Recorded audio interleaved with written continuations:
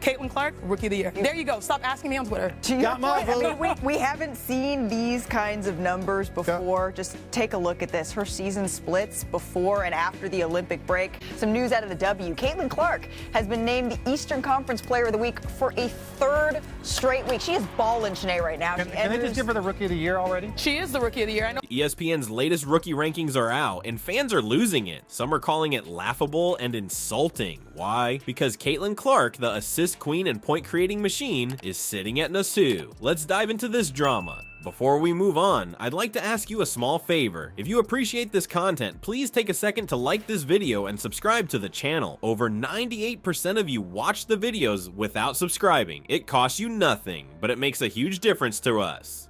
So, did you click the subscribe button? Great. Thank you so much. Now, back to the video. You know what's crazy? Just last week, ESPN didn't even think Clark was in the running for Rookie of the Year. Now she's number 2 behind Angel Reese. That's a wild swing. It's like they're playing hot potato with Clark's reputation. So why is everyone so worked up about this? Well, we're gonna break it down for you. We'll look at why this ranking is causing such an uproar and what it means for Caitlin Clark's future in the WNBA. Trust me, you won't want to miss this. It's like a basketball soap opera, but with more three-pointers and assists. That's what 6'5" would do for you. I don't have that luxury.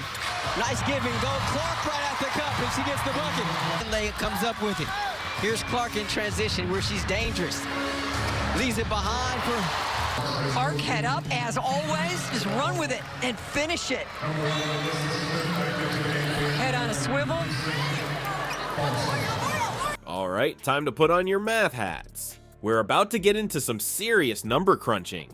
Ever heard of PAR or win shares? No? Well, get ready, because these stats are about to flip this whole debate on its head. You see, ESPN didn't just pull these rankings out of thin air. They're using some pretty fancy metrics to back up their decision. Let's talk about player efficiency rating, PR, and win shares, WS. These aren't your average stats. They're like the secret sauce of basketball analytics. Now, Angel Reese. She's been crushing it with these advanced metrics. Her PER is off the charts, and her win shares, they're making statisticians drool. But that's not all. Reese has racked up 22 double-doubles this season. That's tying for the third most in a single WNBA season. Insane, right? But here's where it gets really interesting. When Reese is on the court, her team is scoring 4 more points per 100 possessions than their opponents. Clark, her team is actually losing by 7 points per 100 possessions when she's playing. That's a huge swing. Now, before you Clark fans start throwing things at your screen, hold on, because here's where the plot thickens. Despite these advanced stats, Clark is leading the entire WNBA in assists. We're talking 8.3 per game. That's not just good for a rookie, that's good for anyone in the league.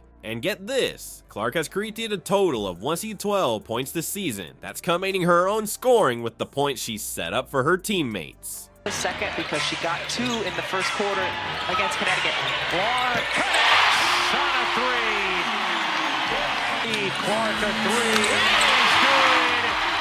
Second 3 of the quarter for Caitlin Clark. Continue to be disciplined. Just 2 personal fouls here through 3 quarters. Dejanay has taken a new step.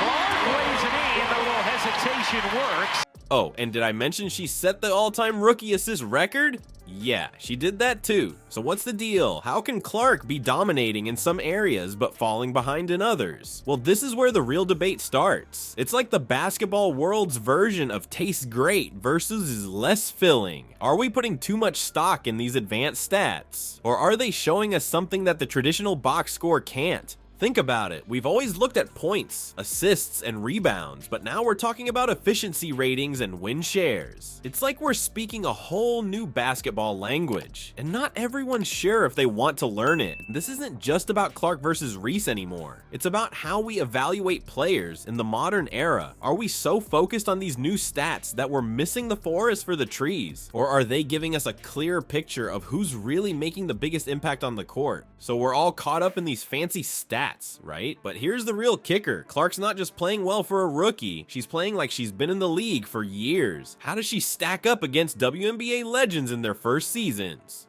Let's take a trip down memory lane and compare Clark to some of the greats. Remember Sue Bird and Diana Taurasi? These women are WNBA royalty. In their rookie seasons, they were good, but Clark, she's on another level. Bird averaged 6 assists per game in her first year. Tracy, she put up about 14 points per game. Now look at Clark, she's dishing out 8.3 assists per game and scoring 18.1 points. That's not just Rookie of the Year material, that's all-star caliber play right out of the gate. But it's not just about individual stats. Clark's impact on her team is huge. The Indiana Fever, they were struggling big time before Clark showed up. Now, they're on a hot streak, going 4-1 in August. That's a major turnaround, and it's no coincidence it happened when Clark joined the team. You know what's even crazier? Clark's not just playing well, she's redefining what's possible for a rookie in the WNBA.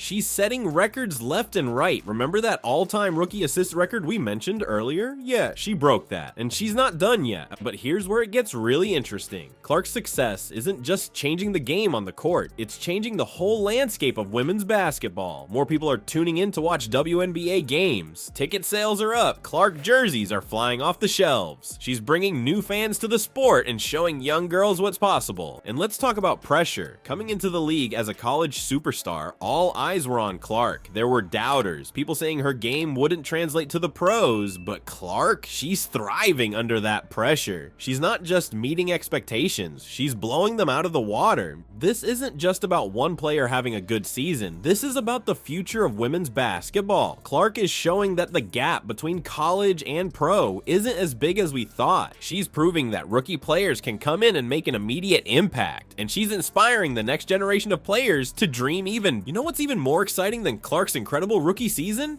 The fact that she's not the only one making waves. Remember Angel Reese? The college rivalry that had fans buzzing is now heating up the pro courts. What if this Clark-Reese battle becomes the next great WNBA rivalry? Let's rewind a bit. Clark and Reese first faced off in college, and it was electric. Their matchups were like watching two completely different styles of basketball collide. Clark, the sharpshooting, assist-dishing guard, versus Reese, the dominant physical presence in the paint. It was finesse versus power, and fans couldn't get enough. Now, they've taken that rivalry to the big leagues. And guess what? They're both killing it. We've talked about Clark's assist records and scoring, but Reese is putting up some crazy numbers too. She's grabbing rebounds like they're going out of style and scoring with efficiency that's making veterans jealous. As Allen finds Carter, lost it, trying to get it back, 4 to shoot, dumps it down, Reese bangs inside and flips it in. Angel Reese attacking Melissa Smith again. Mabry out to Cardoso, off to a good start here in the third. Reese working hard on Smith. Angel Reese flips it in. Here's Carter dumping it down. Reese bangs it in. Angel Reese with a 20-point afternoon, a 7-0 Chicago run. But here's where it gets really interesting. Their different playing styles are creating a debate that's got fans and analysts fired up. It's like comparing apples and oranges, but everyone's trying anyway. Reese's efficiency is off the charts. When she's on the court, her team is outscoring opponents by 4 points per 100 possessions. Clark, her team is actually losing by 7 points per 100 possessions when she's playing. But hold on, don't write Clark off just yet. She's leading the entire WNBA in assists and has created over 1,000 points this season. That's combining her own scoring with the points she set up for her teammates. It's like she's playing chess while everyone else is playing checkers. This rivalry isn't just good for Clark and Reese, it's great for the WNBA.